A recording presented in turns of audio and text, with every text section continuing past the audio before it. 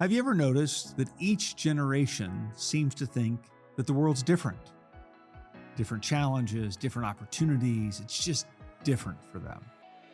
Well, we're going to explore that in this episode.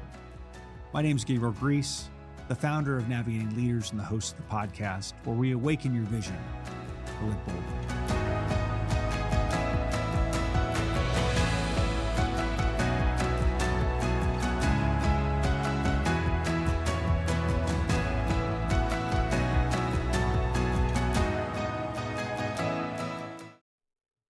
So I'm so excited to have this opportunity to chat with you because before the episode, I was discussing this with a few of the folks here in the studio, and we were exploring it generationally, exploring it as parents, as single people, and trying to figure out what it looks like and why this idea of it being different for our generation always seems to come up, right? We have what the boomers think about the Xers and the X's against the millennials and the millennials against the Z's and the Z's and the alphas and just all of it, and the stereotypes and the assumptions, and that some are good at this and some are good at that. And some, most of the time when we talk about stereotypes, they aren't flattering.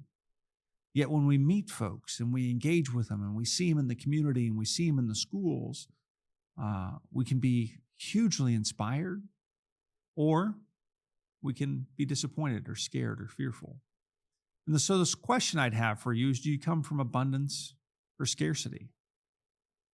If we zoom out and we look at humanity over time, what we've tended to want hasn't really changed a whole lot, right? We think about Maslow's hierarchy of needs, or we think about once our basic things and needs are met, most parents just want their kids to have a better opportunity than they had.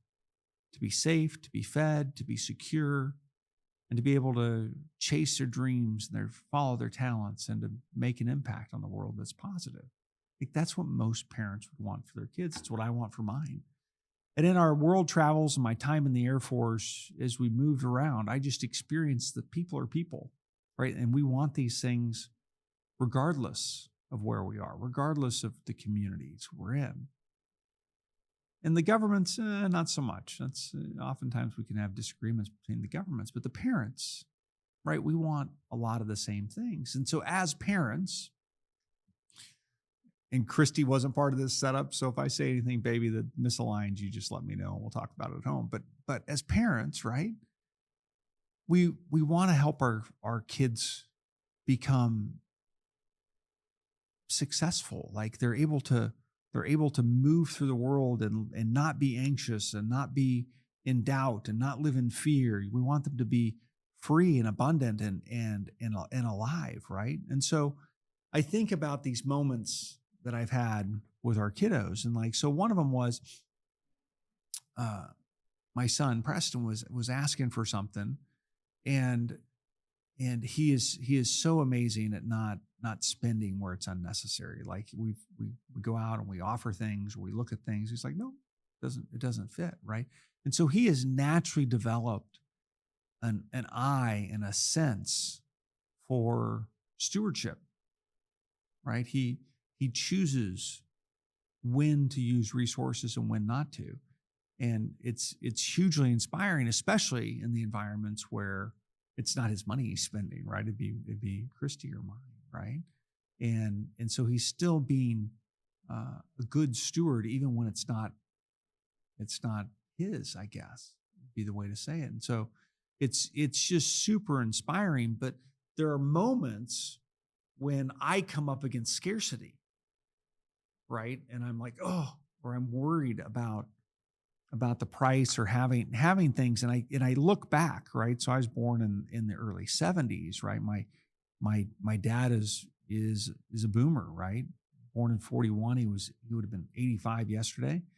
And same with my mom, and then my grandparents, right? They were from the Depression. And so when we think about what went on in our community in the Depression, compared to the boomers, compared to where we are today, like the world is entirely different. Yet those fears and those concerns get paid forward. They get moved forward generation after generation. And so something we've wrestled with is is how not to spoil our kids. And that's been a real concern of mine and Christy's. We've worked with the kiddos because we're like, hey, we have abundance and we have resources and we want to be generous, but we also don't want to spoil our children. We don't want to give them, unexpected expectations, or to not know how hard work is, or to not be connected with the value of time. And in this discussion, both with my son and with Christy, we looked at, has it changed? Have we changed? Has our relationship with money and provision changed? And I would say the answer is yes, right? Like, we live from an abundant mentality, meaning there is more than enough, and there's more than enough to give and to share and to lift others up and to help. And so I don't have to propagate that scarcity mindset. I don't have to tell them, there's starving children in China. Like, that was something that people said when I was a kid. And albeit true, but you're like, how is my plate going to fix something in China? And so I actually had a really interesting engagement last night. I was at a basketball game and was able to take my youngest and a friend of his to the game. And we grabbed a little bite to eat before the game in the arena. And the young gentleman who was a guest was unable, wasn't hungry enough, didn't finish it or whatever. And he suggested that he was going to take this, it was actually mac and cheese and a little bit of brisket barbecue, good Texas stuff, right? He was going to take it to the seat. And I'm just thinking about sitting at a basketball game and having a bowl of macaroni and cheese. And I'm like, this is going to get everywhere, right? But he said it so earnestly and so kindly and with so much respect. And it hit me. I'm like, I think he's being honorable to the fact that I purchased this for him, and he didn't want to waste it. He didn't want to look ungrateful. And so what I said is, hey, buddy, if you're taking it because you want to eat it down there, great. But if you're taking it so that you're not wasting it or you're afraid to throw it away, let's not do that. It's okay. I appreciate you ate a lot. It's great. And he's like, well, I'd prefer not to take it. And I just want to share that because it's a little window into this, this fifth grader who gets it, right? He was raised by amazing parents with, great manners and a desire to be respectful, right? To be respectful of I guess his elder. As I'm sitting here with a gray beard, I'm like, yeah, I guess I am an elder. But it just was a really neat moment to have abundance, and then to realize that, hey, we can do this again. We don't have to carry it around with us and then end up throwing it away at some other point. And so as parents, I think sometimes we're looking at life and we're like, I need to make it hard. Life is hard. I need to make it hard for my kids. And by golly, we've been down that journey, and we're really at an interesting space right now in our relationship with our kiddos, because we're looking at, basically 16, 15, and 12. And so, we're speeding towards empty nesters. And the answer, that Christy and I have recently come to is that we're now in the place where it's our job to love our kids, right? Like, they are baked, they are baked in, like who they be. Like, a lot of it came pre-programmed on the operating system when they were born, but through the nurturing process, they've picked up hopefully more good than bad from us, but they're baked, right?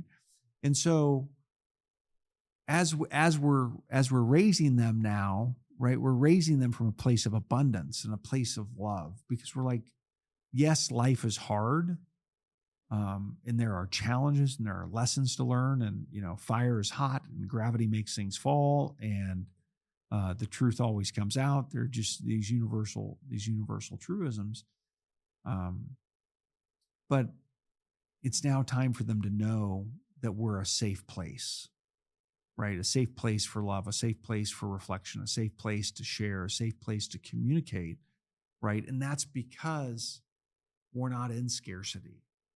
we're not in scarcity of emotion. We're not in scarcity of time. We're not in scarcity of vulnerability. We're not in scarcity of, truth telling, even when it isn't necessarily flattering, right? That was one of the things about the book, the results tree, that hopefully most of you have copies of, right? But there's some real vulnerable truth telling in the front of that book about my life and about where I was off track, and in the journey to finding my purpose and my vision, and then living from that.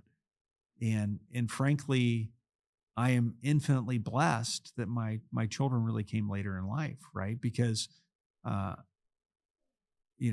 kids, employees, teammates, the people that are in our sphere of influence, they really don't do what we say, right?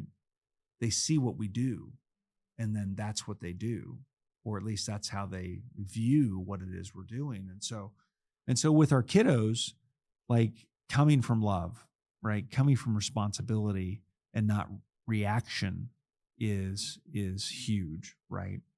And so that's one of the big things we've been working on is when we react, right? When I'm not responsible or responsive and I've been reactionary, we come back and we clean that up, right?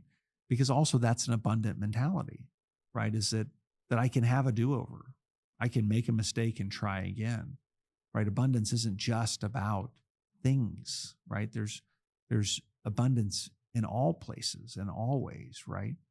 And so it's been interesting, right, in this work to have been able to work with people across all the generations and to see the stories we tell, to see the assumptions we make, to see the challenges that may seem unique, but in reality, we've been fighting the same fight, probably since we first walked out of caves, right? Since early humans, we've just wanted our kids to have a better opportunity. We've just wanted to be safe. We've just wanted to be educated. We've wanted to be secured. We want good water. We want a good community. We want to have an impact in a life that is meaning. And so, the invitation is to abundance, right? You can choose abundance or scarcity. In reality, you're going to be right. I can see the world is scarce and I can choose scarcity, and it is hurtful and it is dark and it is, kill or be killed. It is just not a fun place to be. Or I can choose abundance. And I hate to make it that simple, but it is that simple, right? As I begin to see the world abundantly, it begins to reveal itself abundantly to me, right? And if I could, take a pause or hit the I believe button for a second, it's like, look, you're here.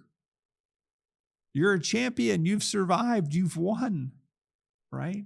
You've managed to be fed, hopefully every day or most every day. You've managed to be clothed, housed, educated, loved, maybe the best you could by your folks or whatever, but you've survived. You've lived in an abundant world because you're here.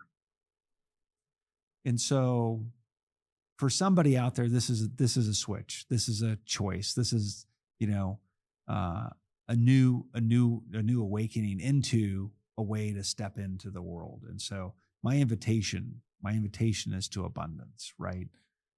That is what you get from the results tree, from that process, from the feedback, from pausing and connecting and seeing, are my actions yielding the results I want as connected to my vision? And as that is repeated over and over and over again, you reinforce that message of abundance, right? And then the fruit shows up, and it is so good. It is so amazing in all the domains in your life: faith, family, fitness, finance, freedom, wherever it is that you've put your focus, you've put your intention in growing and developing, it is there. And by the grace of God, we are raising kiddos that we are so honored and impressed by. We are working with, Gen Zers and millennials and soon to be Gen Alphas that are just so emotionally intelligent and so awesome and so capable. And so the invitation here is to live open palm, right? When you have a gift, give it. When you need a gift, receive it, and be kind. Be kind to yourself, be kind to those around you, and understand that we're trying to do our best, right? We're trying to do our best each and every day. And so I get to choose. Am I propagating old stories of scarcity? Am I retelling old lies that may have gone on from generation to generation? Or am I choosing to step into abundance? Am I choosing to view everything that's around me that is provided each and every day and being in gratitude, in thanksgiving, and sharing where I can, and creating for others where I can, and laying up for the next season? So this was awesome. Thanks to the crew and the folks I got to chat with about this prior to the podcast. It is generational stuff, has been going on forever. And one day, right? The Gen Z, the Gen Alphas, the Millennials, you're going to be the graybeards, right? You're going to be the Boomers or the Gen Xers, right? And so I heard a really neat thing the other day, and that is to respect what you're becoming. Respect what you're becoming, because when you get there, you're going to be looking for that, right? So if you want to be respected as an elder, respect your elders, because one day, God willing, you're going to be an elder, because none of us are getting out alive.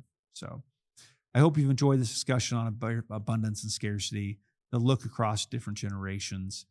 We are in this journey together. We all are searching for our purpose. And when we're on purpose, it just becomes so much sweeter to live from our vision. So thank you for joining us today. If this resonated with you, make sure you follow. If it made you think of somebody, drop in a text, shoot it off to them, let them know where they can find podcasts, or join us at navigatingleaders.com, or join our community there on the socials and grab a copy of your copy of the results tree. Thank you so much for listening. My name is Gabriel Griess, the host of Navigating Leaders. Until next time, be well and God bless.